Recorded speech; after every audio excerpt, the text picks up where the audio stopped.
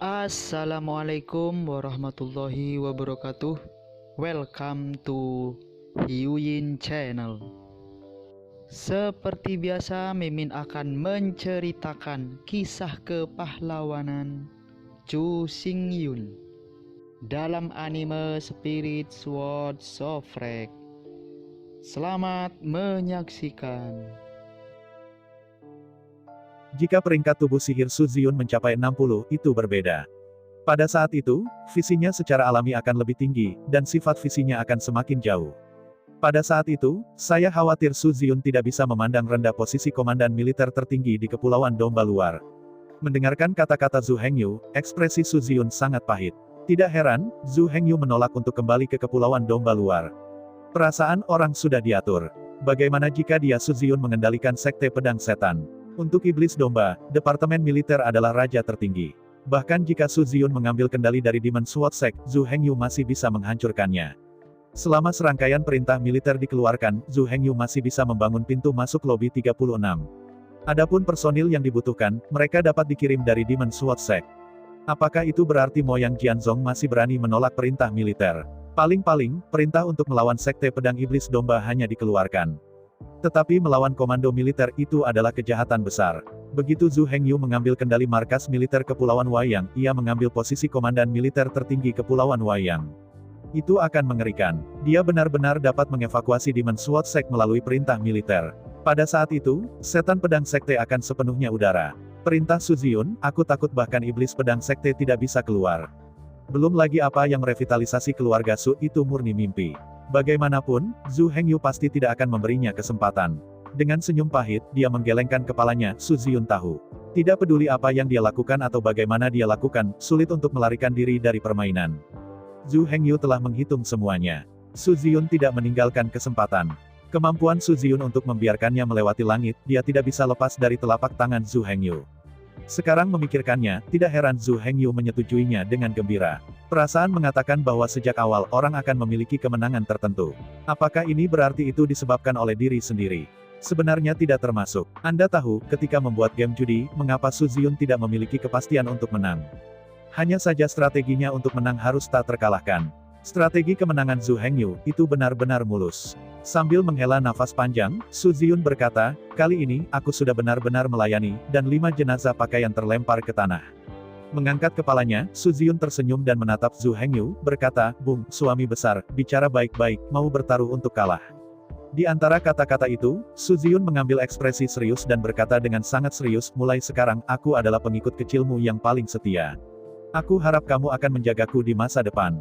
Melambaikan tangannya, Zhu Hengyu berkata sambil tersenyum, apa yang saya inginkan bukan hanya pengikut. Yang saya inginkan adalah anggota yang dapat membantu saya memperluas wilayah dan bertarung di medan perang. Hatiku, kamu harus mengerti, lagi pula kamu telah memiliki hati yang seperti ini, bukan? Zhu Hengyu memandang Su Ziyun dengan serius. Su Ziyun terkejut sesaat, tapi segera, dia tertawa terbahak-bahak. Ya, bagaimana dia bisa memiliki pikiran seperti itu? Namun, dalam benaknya, Zhu Hengyu hanyalah jenderalnya yang hina.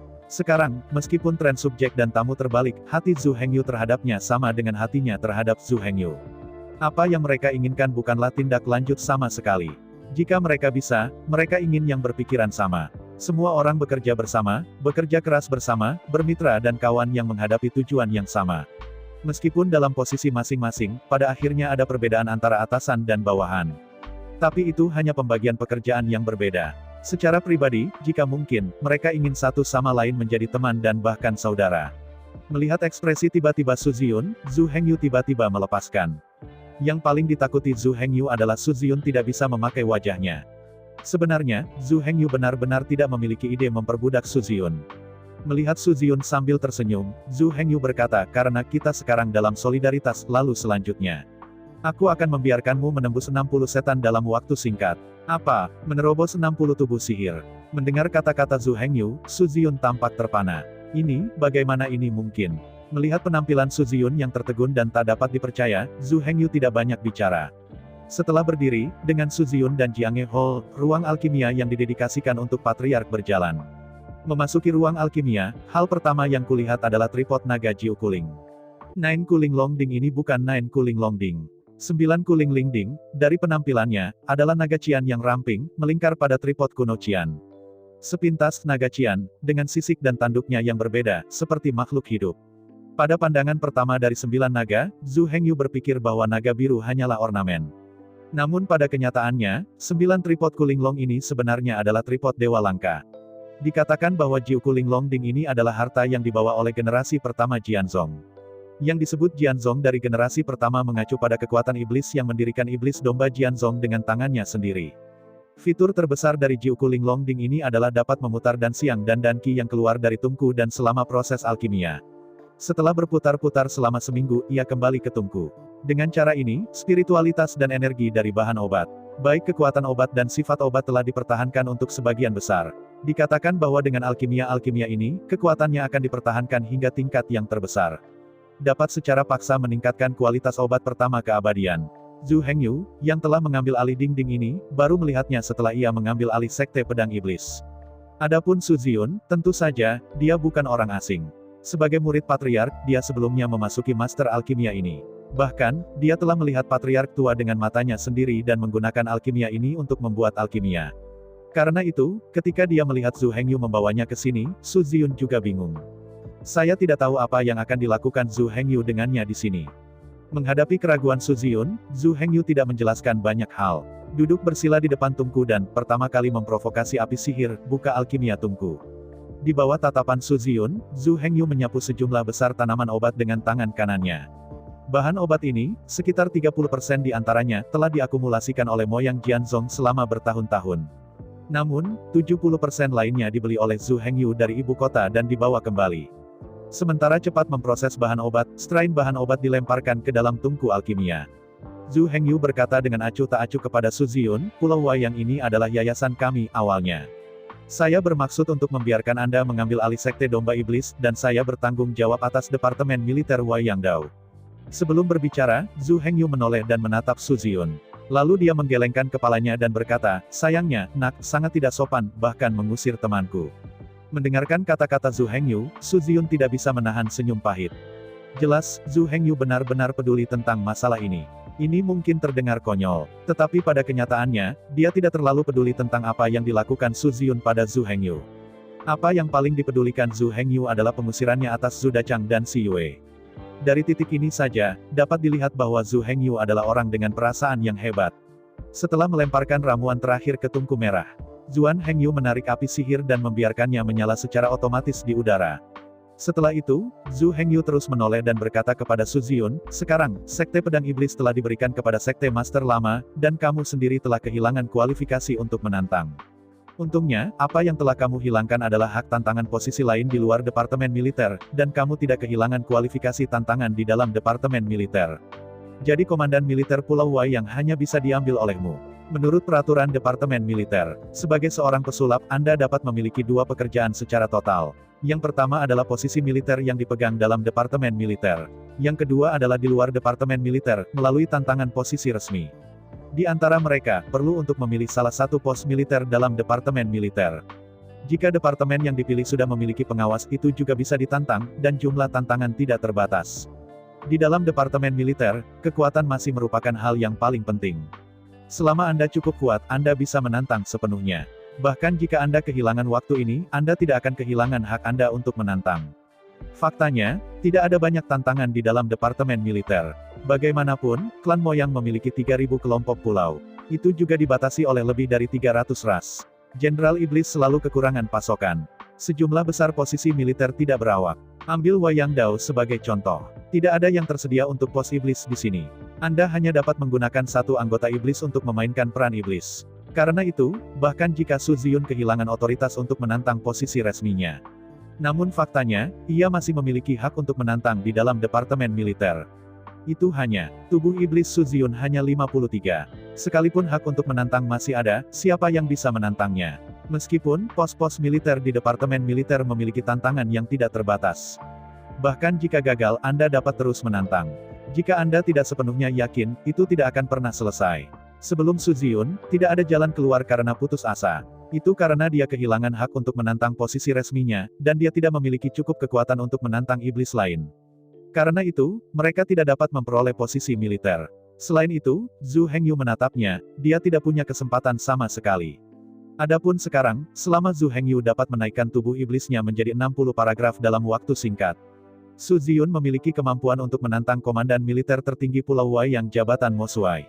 Begitu tantangannya berhasil, Su Ziyun dapat dikembangkan.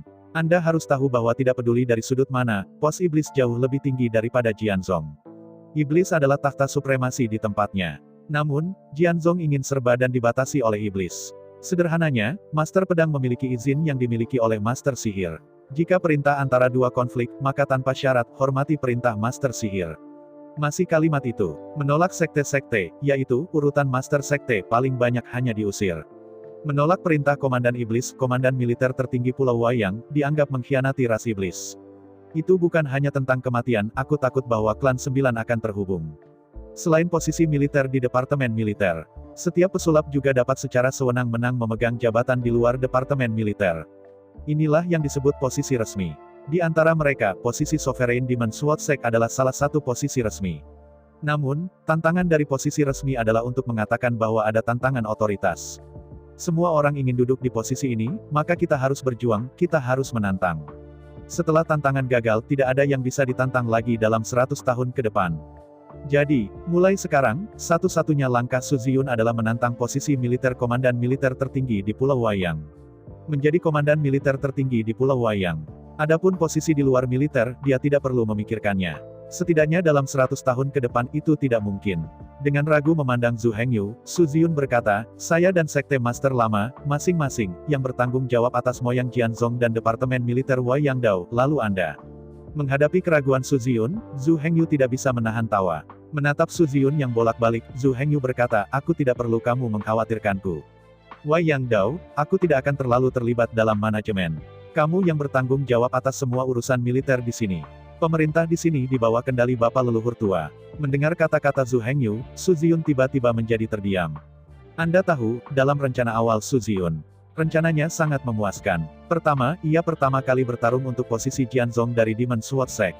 Setelah mengendalikan Sekte Pedang Setan, Anda dapat menggunakan sumber daya besar Jianzong untuk meningkatkan tubuh iblis Anda ke tahap ke-60. Selanjutnya, tujuannya berikutnya adalah untuk mengambil posisi militer tertinggi di Pulau Wayang. Setelah Anda dapat menantang kesuksesan, maka Su Ziyun akan memiliki kendali atas kekuatan militer dan kekuatan politik Pulau Wayang pada saat yang sama. Pada saat itu, seluruh Pulau Wayang akan diserahkan kepadanya sendirian. Tapi sekarang, rencana Su Ziyun jelas bangkrut. Zhu Hengyu tampaknya tidak berencana untuk menggabungkan dua hak utama bersama. Cukup yakin, tepat ketika Su Ziyun tersenyum pahit. Zhu Hengyu berkata dengan sungguh-sungguh, jangan memikirkan urusan rezim. Jaga baik-baik departemen militermu dan latih aku untuk pion-pion itu. Cukup bagimu untuk sibuk. Mulai sekarang, Pulau Wayang akan menerapkan berbagai pemisahan militer dan politik. Di antara mereka, leluhur tua itu memperkuat kendali atas 365 pulau domba asing melalui pintu masuk lobi. Bertanggung jawab penuh atas urusan pemerintahan di Kepulauan Domba Luar. Su Ziyun mengambil kendali penuh atas urusan militer Pulau Wayang. Termasuk pemilihan prajurit, pelatihan prajurit, dan berbagai latihan, dan bahkan pertempuran yang sebenarnya. Su Ziyun semua bertanggung jawab. Tentu saja, sebagai kepala militer tertinggi dari Pulau Domba Luar ajaib, penyebaran seluruh 365 pulau-pulau domba luar dan berbagai pengaturan militer juga mengharuskan Su Ziyun untuk menanganinya. Antara Su Ziyun dan Patriark Lama, ada dua sistem utama.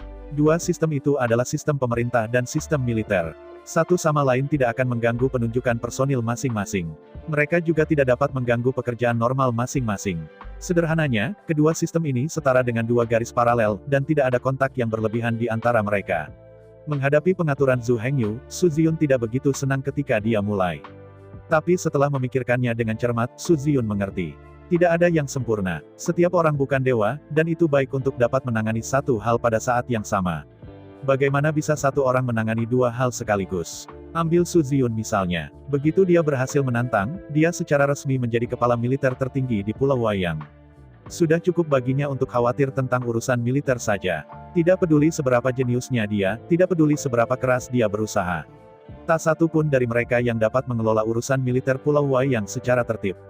Jika, pada saat yang sama, perlu untuk mengambil kendali penuh atas urusan Pulau Wayang, ini benar-benar sulit bagi yang kuat. Bukan tidak mungkin untuk mengelola, tetapi bahkan jika itu dapat dikelola, sudah pasti orang awam yang memimpin ahli. Patriark tua telah bertanggung jawab atas sekte pedang iblis domba selama lebih dari 30.000 tahun. Tidak ada yang lebih akrab dengan semuanya di sini. Tidak ada yang lebih cocok darinya untuk menjadi penguasa. Sekarang adalah momen penting untuk pergantian kekuasaan. Semuanya masih didasarkan pada stabilitas dan stabilitas. Apa yang dilakukan Su Ziyun pada saat itu tidak terlalu meremehkan. Untuk mendapatkan posisi sedini mungkin, dia secara paksa menantang Patriark lama, mencoba mengeluarkannya dari Patriark pedang iblis domba. Sekarang leluhur tua itu telah bersumpah setia kepada Zhu Hengyu. Membunuh kepalanya tidak akan pernah mengkhianati. Sekarang Zhu Hengyu telah membuat komitmen, dia akan menyerahkan seluruh urusan kepulauan domba luar kepada bapak bangsa yang lama. Jadi, bagaimana Zhu Hengyu memakan kata-katanya sendiri dan membunuh keledai itu? Jika Zhu Hengyu benar-benar melakukan ini, belum lagi yang lain, Su Ziyun sendiri harus waspada terhadap Zhu Hengyu. Jika Anda memiliki susu, Anda adalah seorang ibu. Orang seperti itu, yang berani setia dan loyal kepadanya. Suatu hari, sulit untuk mengatakan, dia menanggalkan pakaian dan membunuh keledai itu. Situasi saat ini adalah, kesenjangan antara Su Ziyun dan suzerain tua tidak bisa dihilangkan. Su Ziyun bersikeras mengelola suzerain tua. Dipaksa leluhur tua itu untuk melayani Su Ziyun dengan suara rendah. Kemudian Zhu Hengyu, Su Ziyun, dan leluhur tua itu sangat malu dan sangat tidak nyaman. Dalam hal ini, lebih baik memisahkan militer dan pemerintah. Sebagai pemilik bersama, Zhu Hengyu memiliki yurisdiksi penuh atas semua urusan militer dan urusan pemerintah di Kepulauan Domba Luar. Para mentor dan murid Su Ziyun dan Patriark lama masing-masing mengendalikan urusan militer dan politik Kepulauan Domba Luar. Pada dasarnya tidak ada kontak satu sama lain. Pada dasarnya tidak ada tumpang tindih dalam izin antara satu sama lain. Jika harus ada kontak, Su Ziyun dan Patriark lama tidak perlu menghubungi satu sama lain. Anda dapat pergi melalui pintu masuk 6 aula dari Demon Sword Sect. Misalnya, Departemen Militer tidak memiliki dana atau bahan, dan dapat langsung menghubungi Liu Qiankou. Zheng Xiaoyu, Zhu Xiaomei, Xi Yue, Zhu Dachang, Gao Pengyi, dan Jian He bertanggung jawab atas mediasi. Kenyataannya, 6 pintu masuk lobi ini adalah inti dari hak nyata Pulau Wayang. Su Ziyun dan leluhur tua itu, meskipun bertanggung jawab atas urusan pemerintahan yang sebenarnya dan keputusan urusan militer. Namun, semua kekayaan dan bahan Pulau Wayang ada di tangan 6 gerbang besar.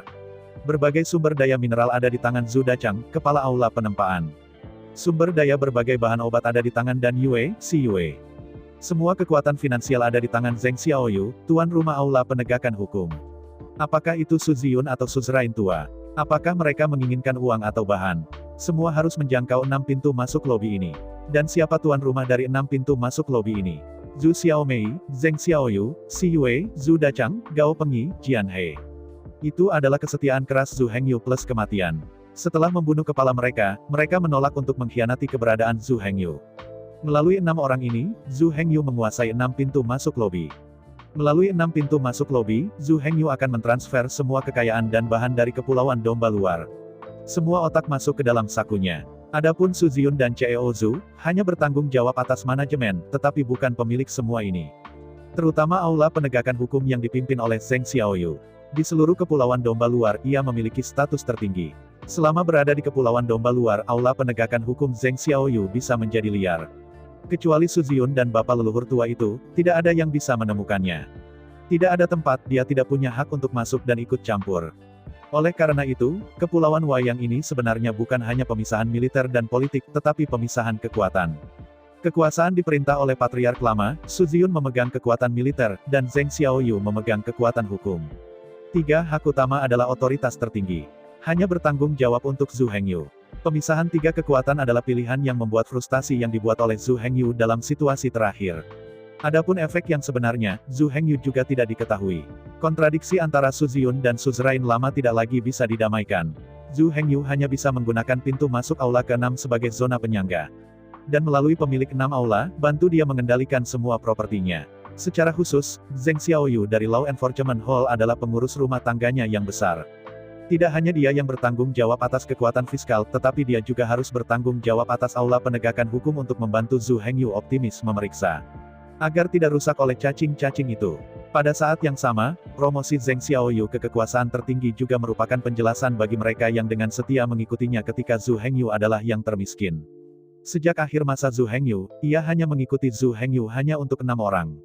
Zhu Xiaomei, Zheng Xiaoyu, Xi Yue, Zhu Dachang, Gao Pengyi, Jian He. Ke-6 orang ini, Zhu Hengyu tidak bisa mengecewakan. Meskipun sebagai perbandingan, leluhur tua dan Su Ziyun jauh dari sebanding dalam hal kemampuan atau senioritas.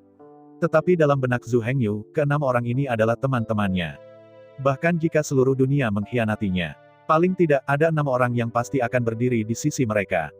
Karena itu, meskipun Zhu Hengyu memisahkan kekuatan politik dari kekuatan militer, namun kekuatan keuangan dan kekuatan penegakan hukum masih ada di tangan. Selain itu, semua kekayaan dan sumber daya dari Pulau Domba Luar dikontrol oleh 6 orang ini.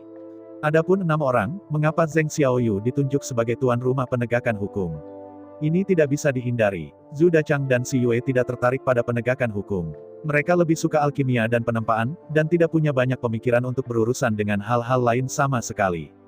Gao Pengyi dan Jian He, kedua orang ini pada dasarnya adalah dua prajurit murni.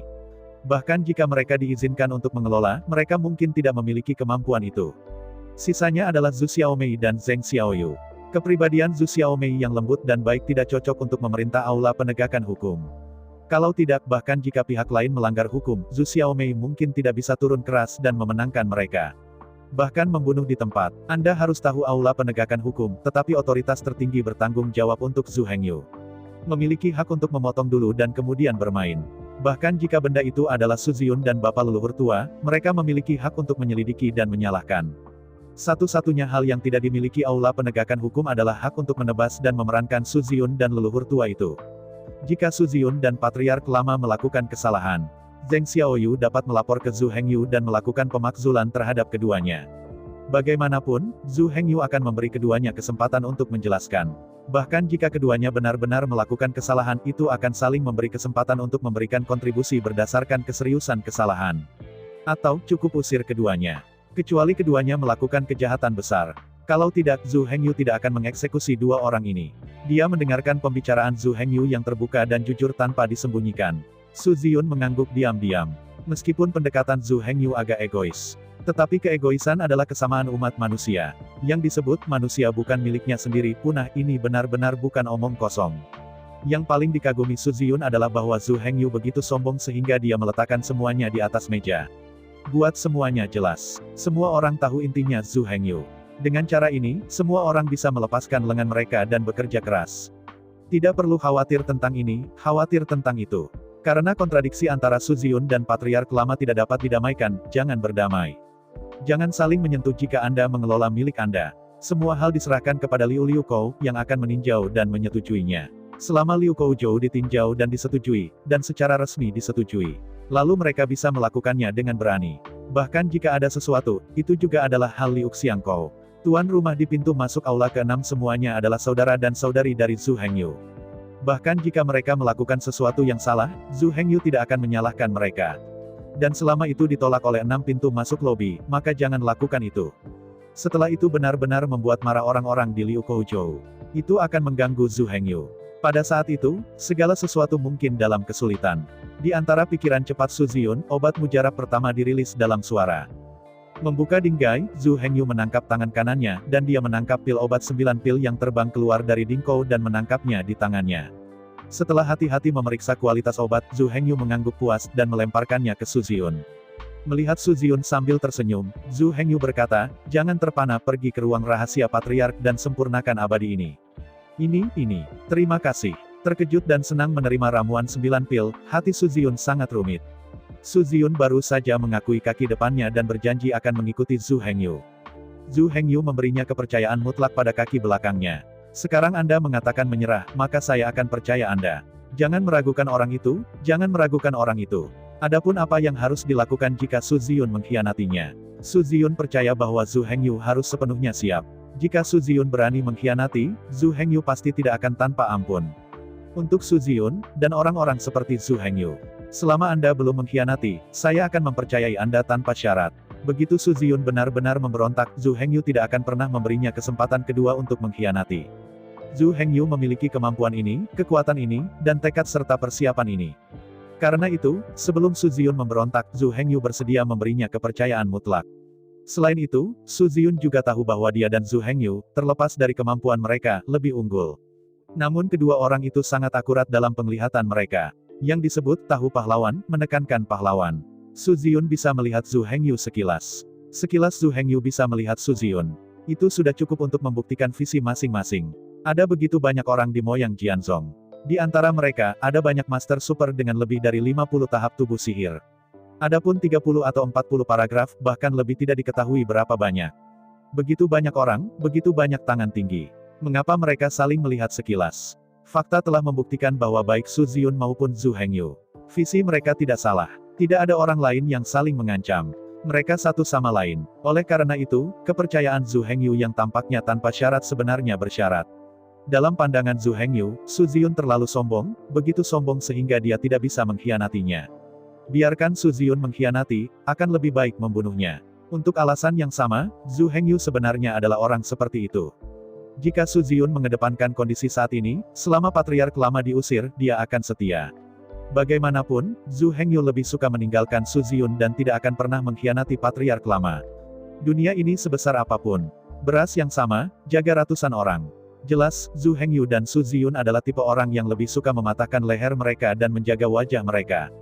Bahkan jika mereka mati, mereka tidak mau hidup begitu rendah hati, begitu bermartabat. Bahkan jika mereka ditakdirkan untuk jatuh seumur hidup, mereka tidak akan pernah menolak untuk terbang. Dari sudut pandang orang lain, kepercayaan Zhu Hengyu pada Su Ziyun benar-benar bodoh. Tapi dari sudut pandang Su Ziyun, dia harus dengan tulus mengagumi visi Zhu Hengyu.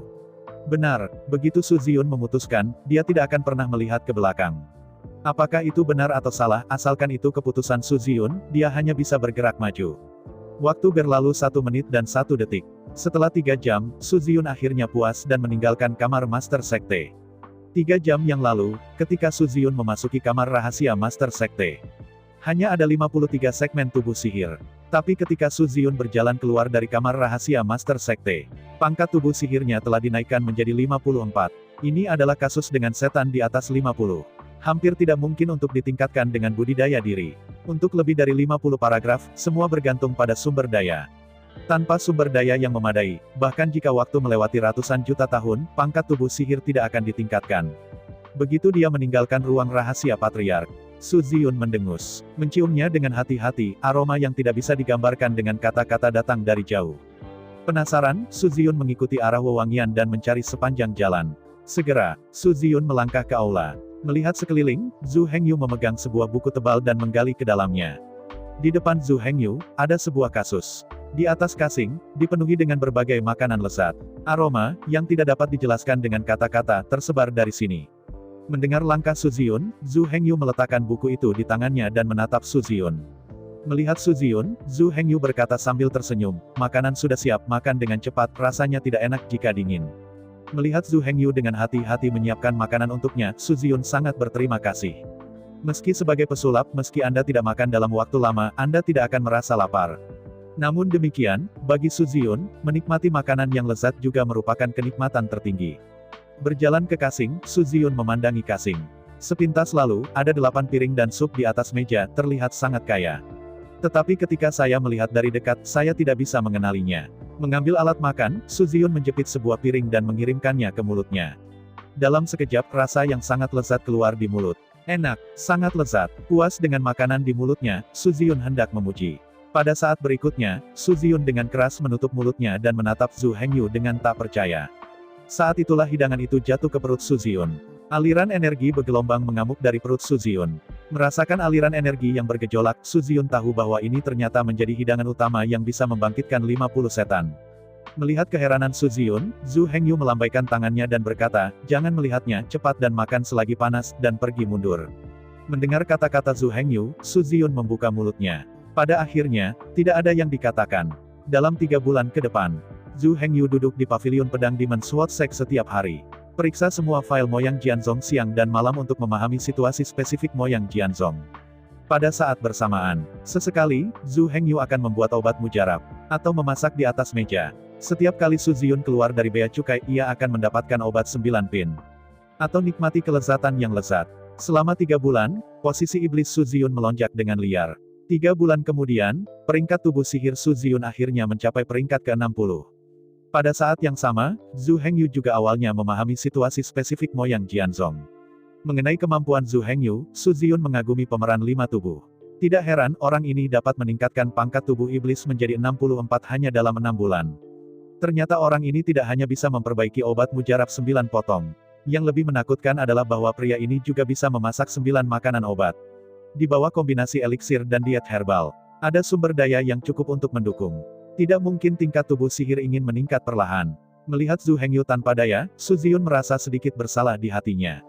Saya tahu bahwa Zhu Hengyu memiliki kemampuan ini, jadi dia tidak akan menyinggung perasaannya. Apa yang harus saya lawan? Untuk Zhu Hengyu seperti ini, mampu memurnikan obat Jiu Pindan dan memasak diet obat Jiu Pin dari segi keberadaan. Bahkan jika Su Ziyun mengambil inisiatif untuk memeluk kaki besar seseorang yang tebal, dia takut orang lain tidak akan menerimanya. Jika Anda bisa memanjat dukungan besar, apakah Anda masih khawatir bahwa tingkat tubuh sihir terlalu rendah? Dan begitu peringkat tubuh sihir dengan cepat dinaikkan, hak keuangan apa, uang dan sumber daya apa yang tidak semuanya ada. Kaki tebal besar seperti Zhu Hengyu tidak perlu khawatir dikhianati. Pepatah lama baik, di dunia ini, tidak ada kesetiaan absolut. Apa yang disebut kesetiaan hanya karena chip tawar-menawar terlalu rendah. Menghadapi Zhu Hengyu seperti itu, siapa yang mampu membeli chip? Untuk Zhu Hengyu seperti ini, obat Jiu Pindan disempurnakan dalam batch. Diet obat 9 tingkat, tapi kaki besar dan tebal itu sudah biasa. Tidak ada yang bisa menawar. Terutama ketika Zhu Hengyu memberinya penghalang cahaya emas kelas 9. Su Ziyun menjadi gila. Anda tahu, musuh terbesar biksu adalah erisiplas. Seperti pepatah lama, obat adalah racun 3 arah. Setelah obat mujarab dimakan, itu akan menjadi resisten. Dalam meridian, sejumlah besar racun akan menumpuk. Akibatnya, batas beku akan datang lebih awal. Jangan melihat kemurnian darah Su Ziyun dari Jiu Pin, dan afinitas magis Jiu Pin. Tetapi pada kenyataannya, ini semua salah. Bukan untuk mengatakan bahwa dengan garis keturunan dan kekuatan sihir dari 9 kelas ini, Anda pasti dapat meningkatkan tubuh iblis menjadi 90. Seperti yang kita semua tahu. Jika Anda ingin naik di atas 50 setan, pada dasarnya mengandalkan obat mujarab. Dan jika Anda makan terlalu banyak obat, erisiplas pasti akan muncul. Erisiplas yang terakumulasi di meridian telah terakumulasi sampai batas tertentu. Bahkan jika kemurnian garis keturunan tinggi, dan afinitas sihirnya tinggi, itu tidak berguna. Erisiplas mengunci ruang yang naik, membuat tubuh sihir mandek secara permanen dalam posisi, dan tidak pernah bisa dipromosikan. Hanya ada 3 rintangan untuk setan. Mereka adalah 30 paragraf, 60 paragraf, dan 90 paragraf. Jika Anda ingin menerobos ketiga rintangan ini, Anda perlu pil pemecah cahaya rintangan perak, pil rintangan pemutusan cahaya emas, dan pil pemecah rintangan cahaya pelangi. Tanpa ketiga abadi ini, 3 level ini hampir mustahil untuk ditembus. Selain 3 level utama ini, banyak beku yang pasti akan terjebak. Seperti halnya dengan kepala desa lama terjebak di bagian ke-41. Selain 3 level utama ini, level kecil yang mungkin muncul setiap saat adalah erisiplas. Karena erisiplas menghalangi meridian, posisi tubuh iblis benar-benar macet. Jangan melihat 3 bulan terakhir Su Ziyun, semua jenis ramuan dan diet obat itu adalah kesenangan untuk dimakan. Namun pada kenyataannya, peningkatan berkecepatan sangat tinggi ini berharga mahal. Itu untuk melampaui batas mereka. Setelah makan banyak obat keabadian, tubuh Su Ziyun naik-naik. Tetapi pada saat yang sama, sejumlah besar erisiplas telah menumpuk. Dengan akumulasi erisiplas, ketika Su Ziyun menggunakan obat-obatan lain, efeknya akan berkurang. Apalagi karena jumlah erisiplas yang besar. Su Ziyun dapat dibelenggu kapan saja, di mana saja. Kemungkinan akan terjebak dalam lebih dari 60 paragraf, dan kemudian saya tidak pernah ingin meningkatkan. Bahkan jika kebetulan menembus level, kecepatan peningkatan tubuh sihir pasti akan sangat lambat. Meridian tubuh seperti pipa air. Semakin besar diameter bagian dalam, semakin besar aliran per satuan waktu. Semakin kecil diameter bagian dalam, semakin kecil aliran per unit waktu. Erisiplas adalah karat noda yang terus-menerus mengurangi diameter dalam meridian. Tapi, ketika Zhu Hengyu menyerahkan lampu emas kelas 9 ke Su Ziyun, semua bahaya tersembunyi ini segera dihilangkan. Jiu Pin Jin Guang memecahkan penghalang, tidak hanya menyapu semua kotoran di meridian, tetapi juga menyapu bersih mereka. Selain itu, energi pil pemecah cahaya emas masih ada di dinding bagian dalam meridian, membentuk film pelindung emas. Film pelindung emas ini meningkatkan kekuatan meridian lebih dari 3 kali lipat. Bukan hanya itu, di bawah perluasan pil pemutusan Jingwang, lebar meridian Su Ziyun diperluas 3 kali. Sebuah penghalang pemecah cahaya emas kelas 9 akan dimakan. Semua bahaya tersembunyi dari Su Ziyun dapat dihilangkan. Selain itu, lebar dan kekuatan meridiannya masing-masing meningkat 3 kali lipat. Cahaya keemasan memecah rintangan, dan itu akan berubah menjadi keajaiban. Su Ziyun tidak hanya mati, tetapi ia juga membantu Su Ziyun dan meletakkan dasar yang kuat. Mulai saat ini, kecepatan latihan tubuh ajaib Su Ziyun, bahkan dibandingkan dengan masa kanak-kanaknya, 9 kali lebih cepat. Dengan penghalang cahaya keemasan ini saja, Zhu Hengyu memiliki karunia untuk membangun kembali ke Su Ziyun. Dan yang paling penting adalah, Setelah 60 bagian tubuh sihir, ketergantungan pada obat mujarab menjadi lebih dan lebih serius. Terutama ketika menyangkut iblis 90 segmen, penghalang cahaya pelangi adalah pengejaran utama. Karena itu, bagi Su Ziyun, bahkan tanpa menyebut perilakunya sendiri, hanya karena kemampuan Zhu Hengyu yang tak bisa dipahami, dia tidak akan pernah mengkhianati. Memegang kaki tebal besar Zhu Hengyu, tidak mungkin untuk melepaskannya jika dia mati. 3 bulan kemudian, ketika Su Ziyun akhirnya berhasil menerobos, peringkat tubuh sihirnya telah berhasil menembus 60 paragraf, mencapai 61 tubuh ajaib. Kesenjangan tubuh sihir tidak sebesar yang diharapkan. Tapi itu juga tergantung pada jenis tubuh sihir apa itu. Kesenjangan antara 31 segmen dan 31 segmen. Kesenjangan antara tubuh sihir 61 dan tubuh sihir 60 segmen. Kesenjangan antara 91 setan dan 90 setan. Meskipun tidak jauh dari satu sama lain, itu tidak sama. Meskipun ini hanya periode peningkatan tubuh sihir, pada kenyataannya, energi sihir dalam tubuh telah mendapat lompatan kualitatif. Bandingkan tubuh sihir 61 dengan 60. Energi ajaib dari 60 segmen tubuh, apakah itu murni atau padat, tetap dalam kondisi asap. Energi sihir dari 61 setan sudah dalam keadaan kabut. Meskipun kinerja terlihat, apakah itu asap atau kabut air, tampaknya kabut. Tapi nyatanya, kabut air adalah kabut dari tetesan kecil, yang kental. Energi magis yang dikendalikan oleh 61 setan sudah semi-gas dan semi-cair. Energi sihir yang terkandung dalam energi sihir persatuan volume telah berlipat ganda. Selain itu, kekuatan energi sihir juga 2 kali lipat. Meskipun hanya ada perbedaan satu tingkat, ini jelas merupakan celah yang tidak dapat diatasi. Ketika kinerja spesifik menyerang, kesenjangan antara kerusakan hampir 2 kali lipat. Setan 60 segmen, lakukan semua dengan satu pukulan, jika Anda bisa mencapai 1000 pound kekuatan. Kemudian 61 segmen tubuh iblis meninju dengan semua kekuatannya, dan bisa mengenai hampir 2 kg kekuatan. Hal ini disebabkan oleh kesenjangan kualitatif antara 60 segmen iblis dan 61 iblis. Melihat penampilan Su Ziyun yang bersemangat, Zhu Hengyu melambai dengan letih. Oke, tantangan pihak militer, kamu bisa mengatasinya sendiri, aku tidak akan mencampurnya. Melihat kelelahan Zhu Hengyu, Su Ziyun bisa mengerti.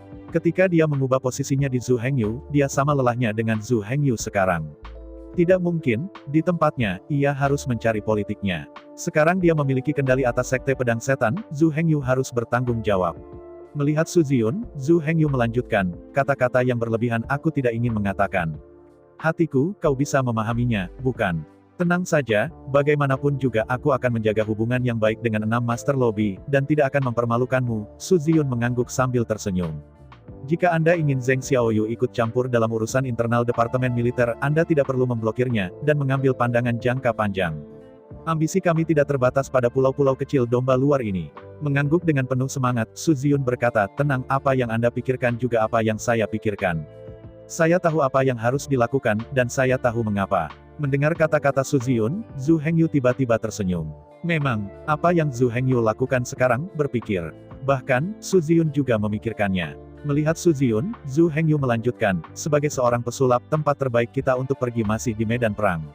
Adapun urusan pemerintah yang rumit, diserahkan kepada orang lain untuk berurusan dengan. Dalam waktu dekat, baik Zhu Hengyu maupun Su Ziyun tidak akan tinggal di Kepulauan Domba Luar. Begitu Zhu Hengyu memimpin pasukan, secara resmi memasuki medan perang.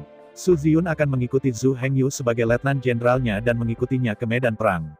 Adapun segala sesuatu di Kepulauan Domba Luar, Su Ziyun tidak harus bernostalgia. Jika Su Ziyun bertekad untuk merebut kekuasaan, dia tidak akan membiarkan siapapun ikut campur. Kemudian begitu dia ingin pergi, dia mengikuti Zhu Hengyu ke medan perang. Saya khawatir tidak ada orang yang dapat dipercaya yang bisa mengambil alih posisinya. Terus terang, apakah itu Patriark Lama atau Su Ziyun?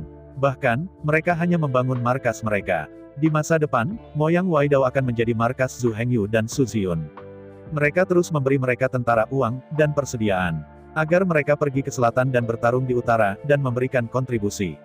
Karena itu, yang harus dilakukan Su Ziyun sekarang adalah mengambil perspektif jangka panjang. Jangan terobsesi dengan kekuatan di tangan Anda, tetapi kembangkan penerus yang bisa mandiri dan dapat diandalkan sesegera mungkin. Baru saat itu, ketika Su Ziyun ingin pergi suatu hari, ia bisa bebas pergi. Sekarang dalam hal urusan pemerintahan, ada seorang patriark tua. Dalam urusan militer, Su Ziyun bertanggung jawab. Aspek keuangan, penegakan hukum, dan material dari Kepulauan Domba Luar dibantu oleh 6 mitra.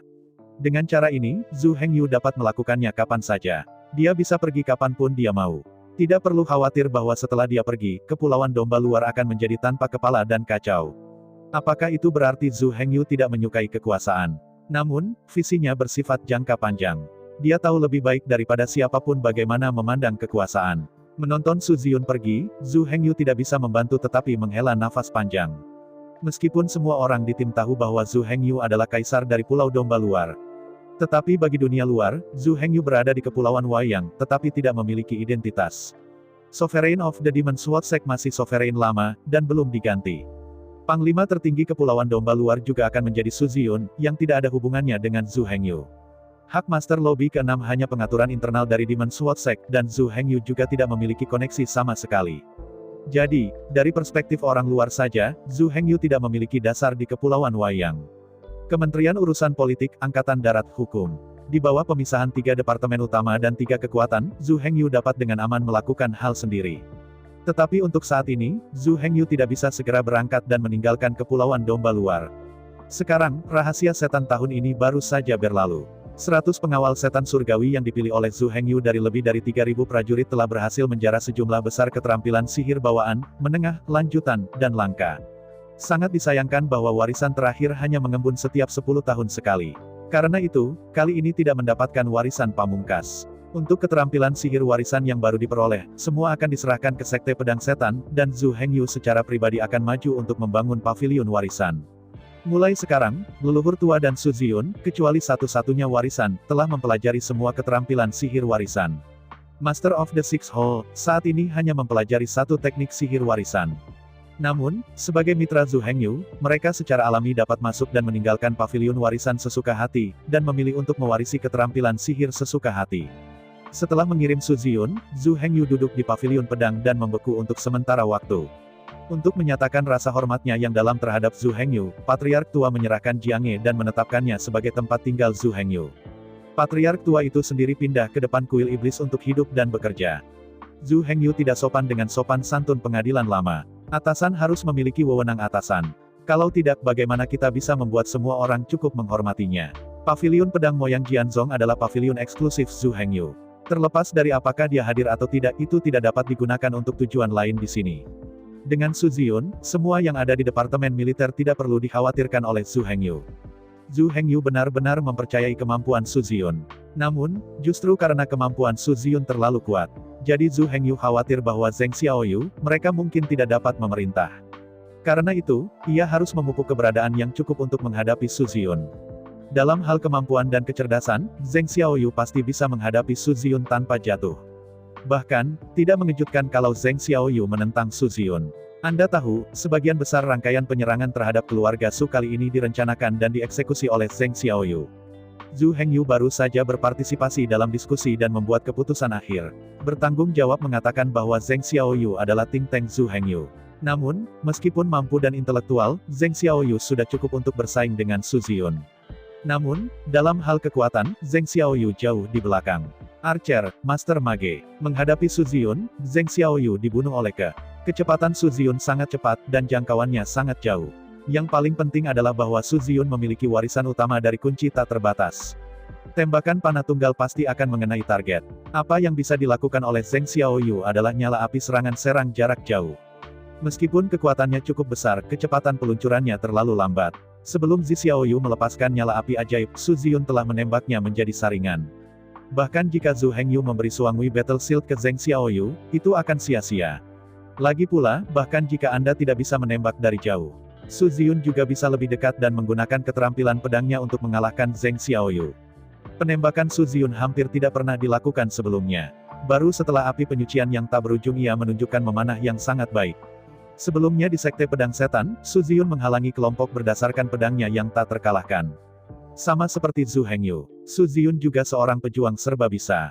Meskipun mereka mahir dalam serangan jarak menengah dan jarak jauh, mereka tidak terlalu bergantung. Bahkan jika serangan jarak jauh diblokir, itu tidak akan kehilangan kemampuan tempurnya. Bahkan close-up, huru-hara jarak dekat, sama kuatnya. Ini berlaku untuk Zhu Hengyu, seperti halnya Su Ziyun. Dengan ilmu pedang yang sangat baik dan kecepatan super cepat. Bahkan jika Su Ziyun bertempur dekat, dia masih seorang master. Jadi dalam hal pertempuran, Zheng Xiaoyu, bagaimanapun, tidak bisa menekan Su Ziyun. Zheng Xiaoyu tidak akan bekerja, apalagi Zhu Xiaomei dan Xi Yue. Su Ziyun adalah seorang jenius tak tertandingi yang jarang terjadi dalam ribuan tahun. Bahkan barang terlemahnya jauh lebih kuat dari barang terkuat orang lain. Adapun Yu Zudachang, Gao Pengyi, dan Jian He. Tak perlu dikatakan, Zudachang lebih terobsesi dengan penempaan, seperti si Yue, ia memiliki sedikit minat dalam pertempuran. Jian dia tidak perlu banyak bicara. Bahkan jika Suangui Battle Shield diberikan kepadanya, dia tidak bisa mengalahkan Su Ziyun. Meski dari segi kecepatan, Jian He bisa bersaing dengan Su Ziyun. Dan dengan Suangui Battle Shield, ia dapat sepenuhnya memblokir penembakan Su Ziyun. Namun, bahkan jika jaraknya diperpendek, Jian He masih bukan tandingan ilmu pedang Su Ziyun. Kemampuan huru hara Jian He puluhan kali lebih kuat dari Zheng Xiaoyu. Tetapi ketika dia menghadapi Su Ziyun, dia masih akan dikalahkan. Saya ucapkan banyak terima kasih kepada teman-teman yang telah menonton video yang saya tampilkan. Untuk video selanjutnya bisa standby di channel ini. Terima kasih.